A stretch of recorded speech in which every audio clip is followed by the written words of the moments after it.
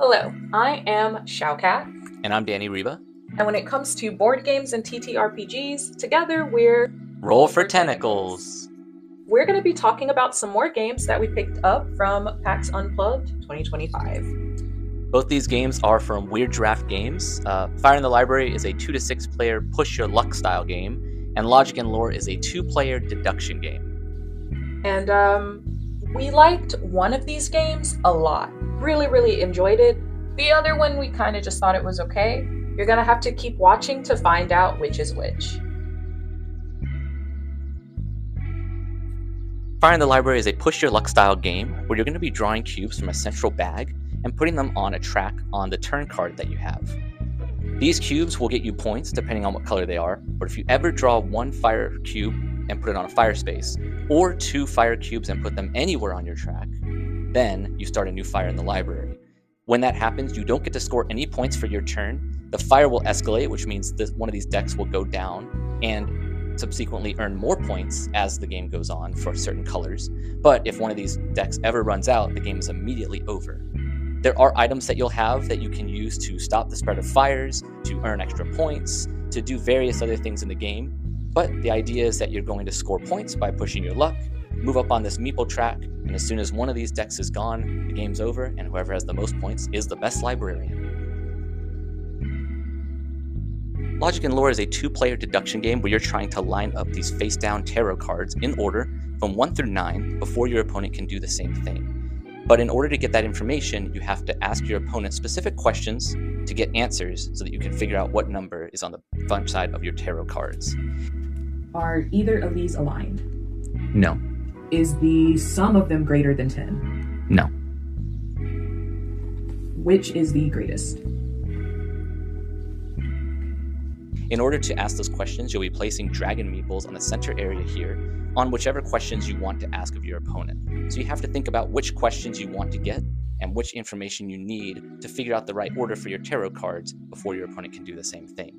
It does have a lighter mode where you're not putting dragon meeples down, but this is the standard setup for the standard game mode. The idea is to align all your cards from 1 through 9 before your opponent does and flip them up so that you can win first. But if you flip your cards face up and they are not in the right order, you lose. So you have to really think about when you want to reveal all your cards and try to get them face up before your opponent does.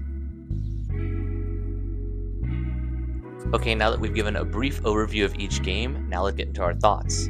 So we can start with Fire in the Library. Fire in the Library has some really interesting ideas. I think the push your luck mechanic is really fun. Going into the bag, trying to figure out how far you want to go before you stop. I think that the way that the fire escalates is really fun, and it gets more and more difficult for you to push your luck as the game goes on. But I think there's a lot of other mechanics that just kind of fell a little flat and didn't really come together to make a really engaging game. Especially on multiple plays, I could see it getting more and more stale because not a lot changes from game to game. It has a pretty linear gameplay flow. The game itself is really simple once you get into it and start playing. But the way the rules are aligned, one book is definitely better at explaining everything and has the references because it references its own terminology a lot, which is confusing if you don't immediately go for the booklet that goes into more detail about everything. So the booklet structure, the one that you start with, doesn't actually feel like the best one to learn the rules. Going to the reference book first is definitely worth it. Or just watching a video beforehand on how to play could cut through some of that initial frustration that you encounter when, first out of box. The actual fire starting, like Danny was saying, where you're adding more and more cubes in to escalate how fast the fire can start, that part was great. I really enjoyed that part. But for the most part, again, I think it's just kind of middling.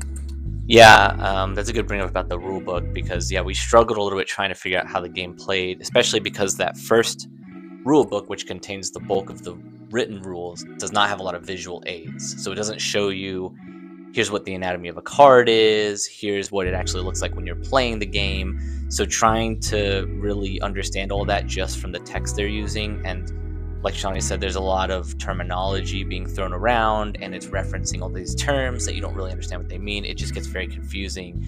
But then when you start playing it, you're like, oh, this is actually a very, very simple game. And I do think it's probably a decent game for like families who want to play with younger players who want to do a push your luck, but that's not super punishing, or that doesn't have a lot of complexity, just to like start them down on that style of game. But it definitely, I don't think, holds a lot of weight for hardcore. Yeah, definitely not a lot of weight for hardcore gamers. And I think even after you played a few times, even if you're a kid, you're probably gonna maybe get a little bored with it. But we can move on to Logic and Lore. Logic and Lore we liked a lot. So as I showed in the overview, it's a 2-player deduction game. But it's very simple, but there's a lot of like really fun complexities that come along with it.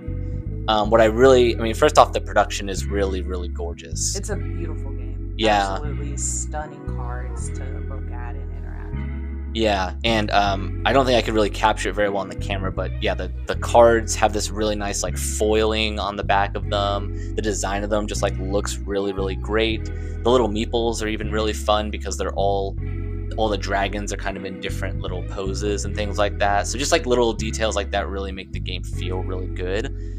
We have the playmat too, which is really nice, but you don't need the playmat to play. You could literally just lay the cards out and it would be a really quick and easy setup. And I think that's probably what I like the most about it, is how easy it is to set up.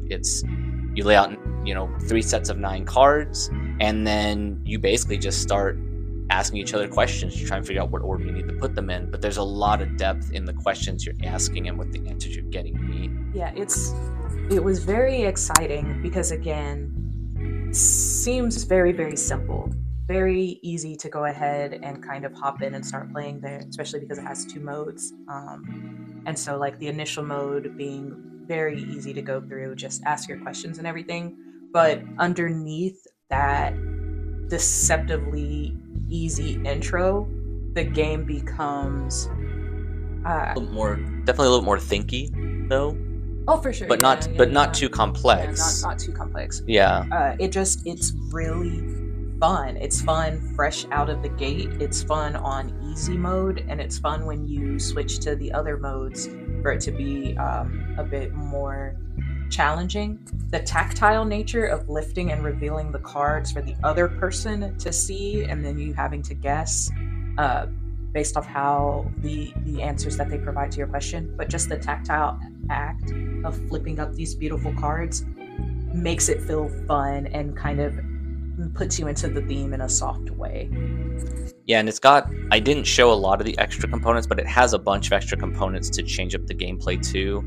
So there's 2 main modes, and then it also has things like black holes and other hazards that you can add in. There's another mode that uses little mouse meeples, which look really fun. So while I think the game is like a really fun and a really easily replayable, it has a lot of extra modes you could add in there if you ever felt like you wanted to change it up, which is great. Like, this packs a lot of gameplay in a small box, and it's so easy to set up that you could easily take this somewhere as a filler game while you're waiting around somewhere, because literally this is the only amount of space you need to play, and it's just a bunch of cards pretty much. So yeah, I mean, we really like this. I'm really happy to have this in our collection, and we always love a good 2-player game as well.